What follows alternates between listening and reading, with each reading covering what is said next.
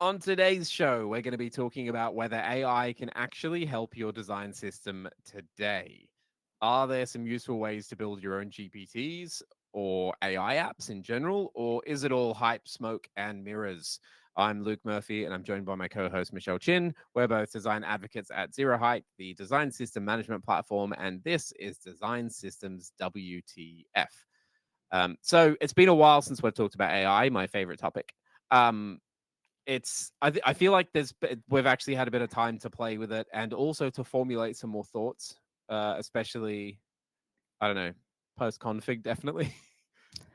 um, but yeah, I don't know. Where are you currently sitting on the usefulness of AI, especially when it comes to like design systems? I think it's definitely matured. So before you had to, like, for example, I was using it a lot to generate design system documentation and also inspiration for what to include in documentation or how to think about components. And I had to do a lot of prompting of like, hey, this is the format. These are the questions I need answered. And um, now I don't have to do that nearly as much. It just kind of knows what to do, which is good. But I still feel like, after going to like config and seeing how Figma was using AI, it still felt like very much like early days and novelty. Um, what was I using? I was using some tool where I think Google Slides maybe, and I was trying to insert an emoji and like it wasn't coming up. It was like the thank you emoji with like the two hands put together and I couldn't find it.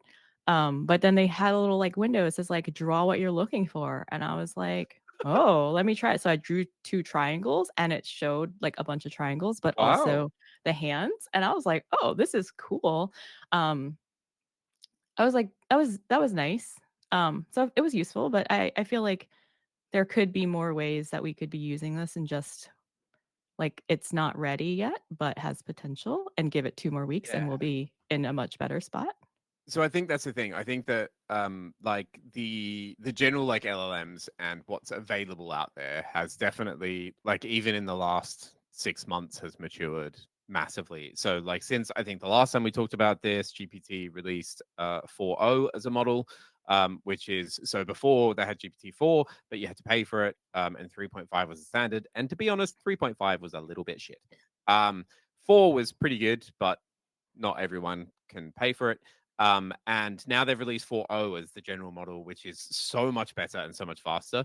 They're actually getting ready to release a new version in the next couple of weeks called Strawberry, which is apparently way more thoughtful. Apparently, they've made it so it takes about 10 seconds to answer the prompt, which I don't know if that's a good thing.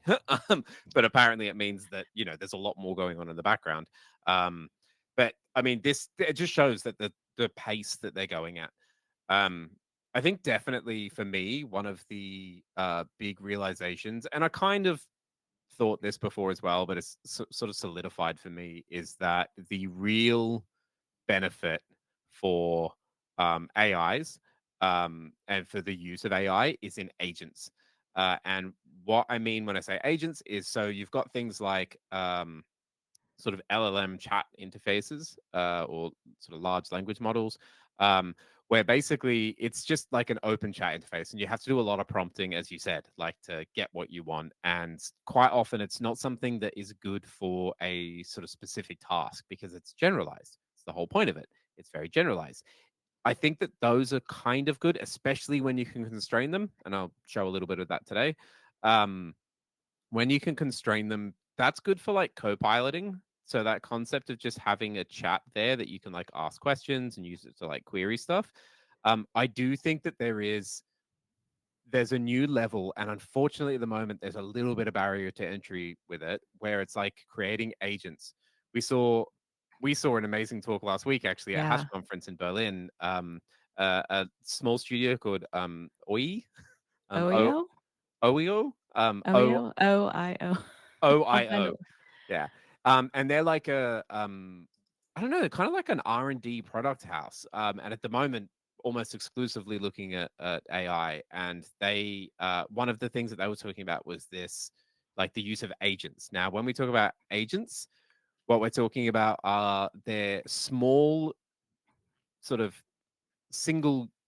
purpose apps, I suppose. They've got very distinct purpose. So the way that they were talking about it were things like, so they've created this really cool thing called Walkcast FM, which is coming out, I think, in the next week or two.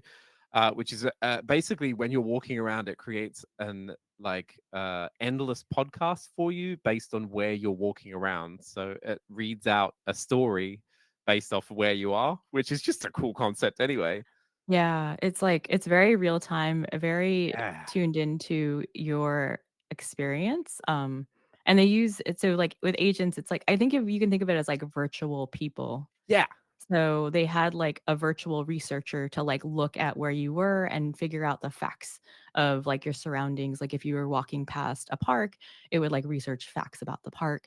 And then there was like another a virtual agent that um you know, I guess figured out like what would be interesting and engaging Yeah. to It was listen. the But editor yeah. agent. Yeah. Yeah. And then like I guess like there was another like what was the third agent? As a storytelling agent. So that's the thing is if you've got an editor that is there to pick out which facts are best and which are most appropriate and edit them down for brevity and then passes that on to a storytelling agent who's the whole point of that is to how to tell a good story. So it's taking all of the inputs from the previous two and creating the story. And I think it's a really good illustration of like breaking it down into those little parts. And they talked about a whole bunch of cool, I don't know, like there's a company. I wish I could remember the name of it now, but there's like an app out there that basically is like a virtual like design studio and has like all of the people that you expect in a design studio, and you actually go around in a virtual world and talk to each of them. But anyway, yeah, It's the go on. future. Yeah, I really like that idea because like the idea is like you can if like an agent isn't providing the right information that you're looking for, you can tweak that specific agent. Where I think as before, if you think about ChatGPT, it's like you have to rewrite this like really long prompt, and it's like a lot of work on our end, but you can just get specific with which agent you need to tweak and Yeah, adjust it's to make very things cool. more efficient. But And yeah, I want to jump into like what you've been okay, experimenting cool. with. So, yeah, because otherwise we'll run out of time. So I think that so the agent thing is very specific because I think that it is the LLMs when you can constrain them down to a very specific use case can get quite powerful. And so I was trying to like play with that idea. But before that, so I'm going to actually share my screen in this podcast, which is great if you're listening on an audio platform later. But we're going to also put the video up on YouTube so you can see there as well. Um, if you want to go on there, but I'll try and explain what I'm doing anyway. So I thought that the first thing, so ChatGPT released this concept of custom GPTs, which is I'm just going to see if I can. Where's my not a Chrome tab? I want a window. There we go. This is the great bit that you can. Okay, you can just see my random. Here we go. So I mean, this is now. I'm just going to go into a new ChatGPT window.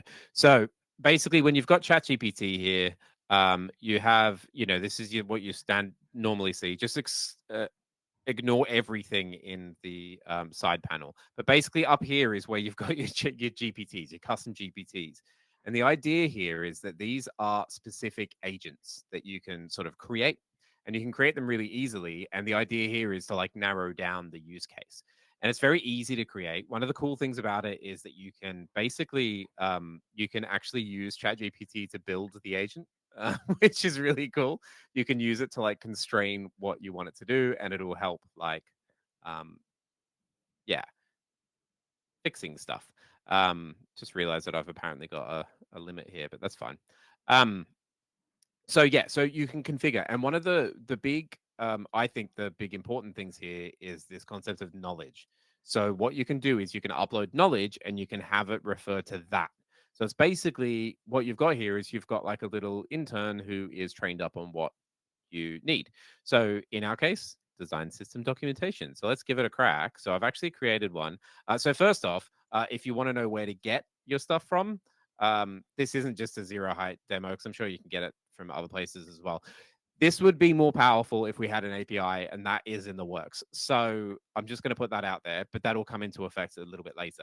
At the moment, you can use PDFs. So just literally do an export of your style guide as a PDF. It is static, which does mean that it's a bit crap, but it's good to just like, figure it out.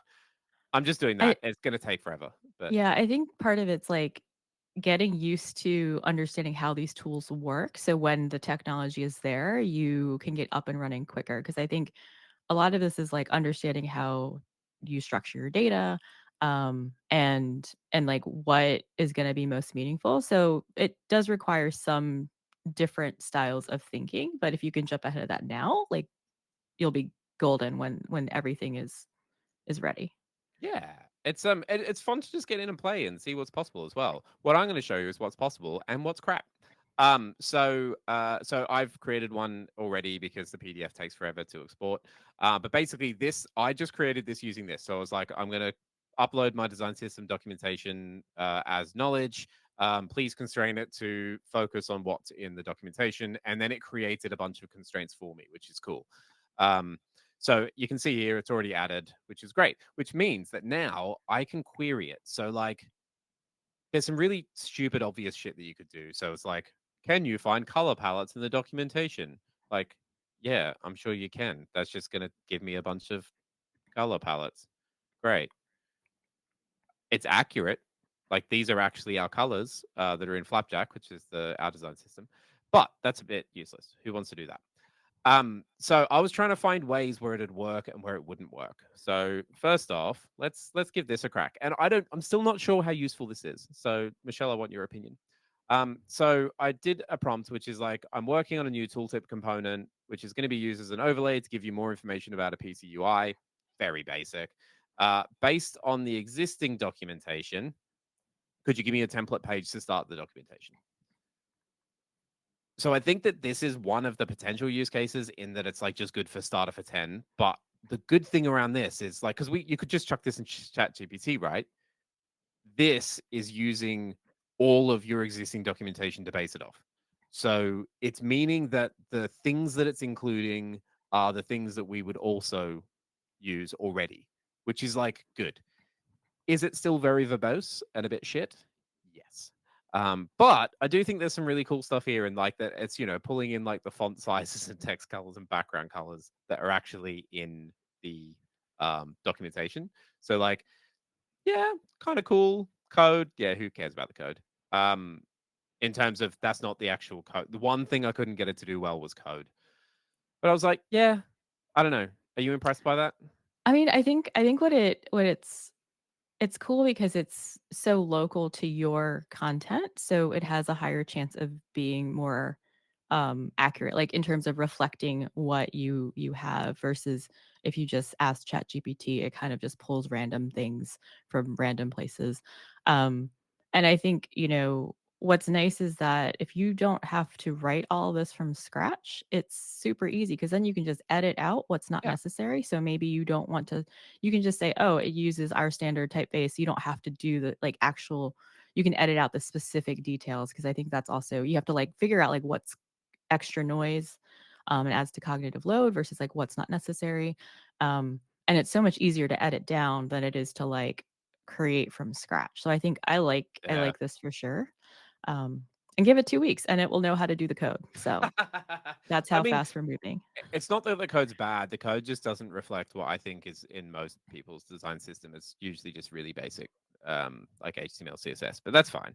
Um, okay, cool. So I thought that another one that was another. I was like, okay, well, how about we have tone of voice, like what is it, voice and tone? I don't know, content guidelines, right? We have content guidelines in the documentation. So I was like, okay, cool. Well, we could just use it to like critique some UI copy that we're doing, which again is a very specific thing. But if it's one of those ones where it's even just like a step in the process where you're like, oh, actually, I'm just going to quickly check this.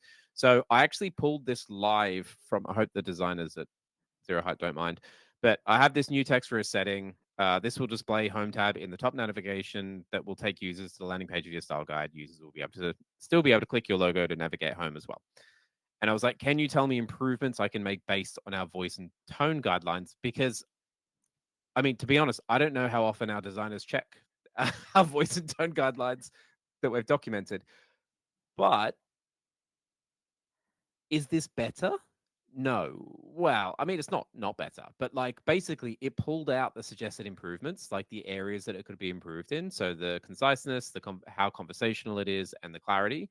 And gave me some revised text of enabling this will add a home tab to the top navigation, linking to your style guides landing page. Users can still click your logo to return home.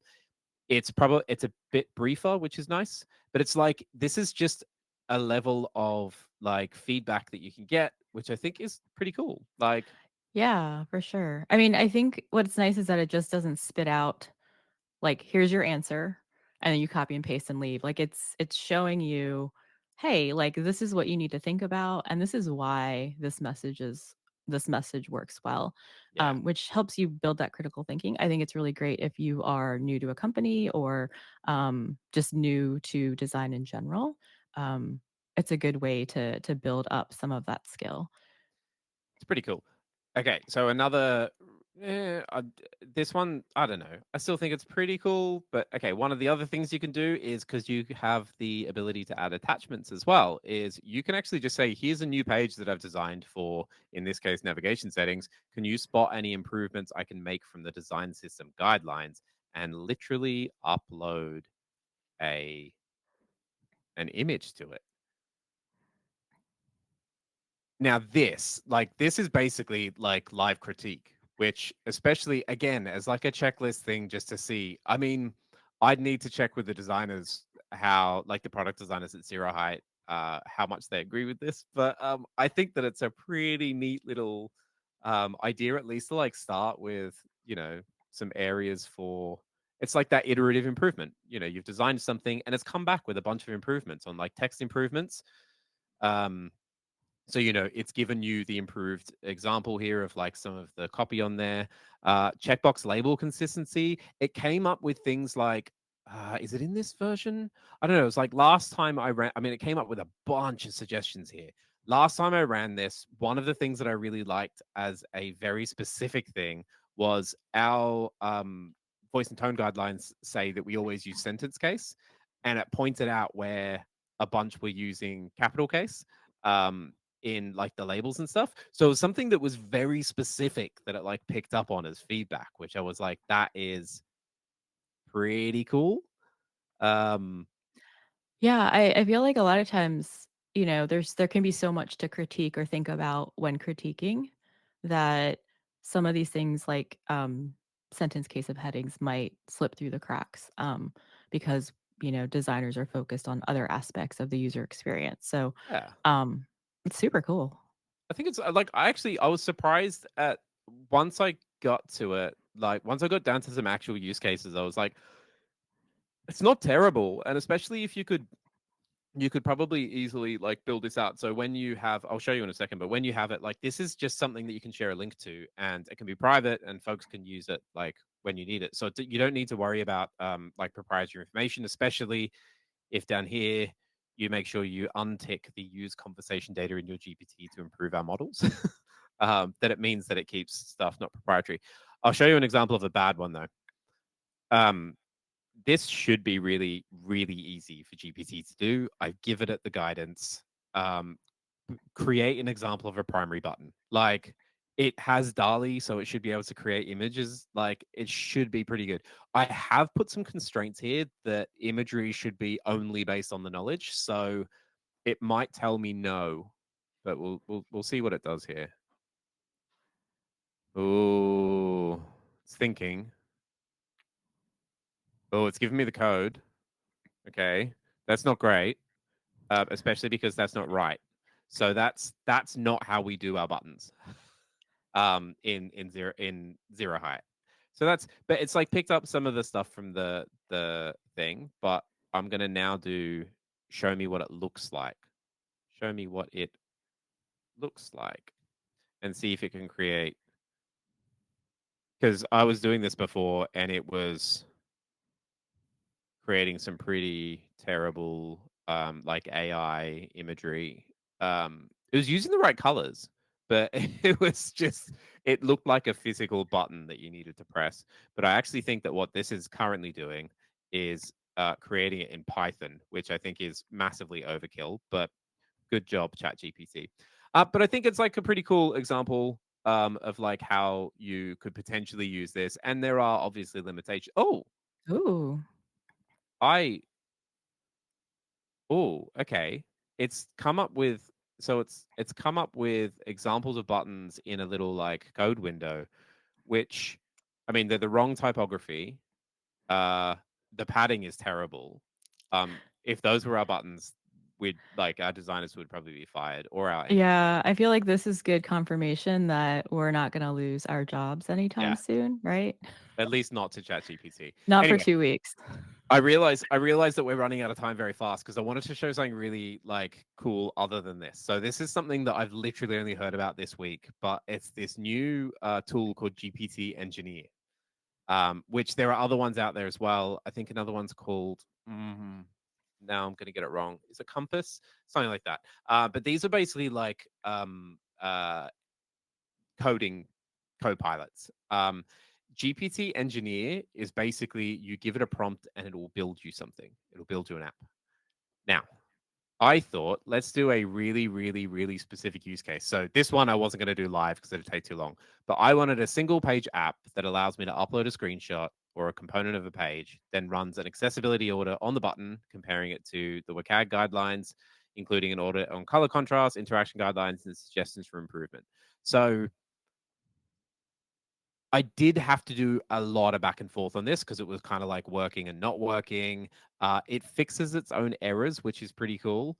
But basically, like I will just say things like, because it said, "Oh, I'm going to it." If you plug in an accessibility plugin, it'll do an accessibility audit, and I'm like, "No, can you actually make it do the accessibility audit?" And things like, "I'm getting bad results. Can you fix it?" And just being really obtuse with the guidelines. But this literally took me about 5 or 10 minutes. And I just want to show you. I mean, it's not perfect, but I think it's a really good start. And this goes into the whole agents piece. So if I'm going to upload oh, wait, no, I can't do that. I'm going to upload here a little drop down list here.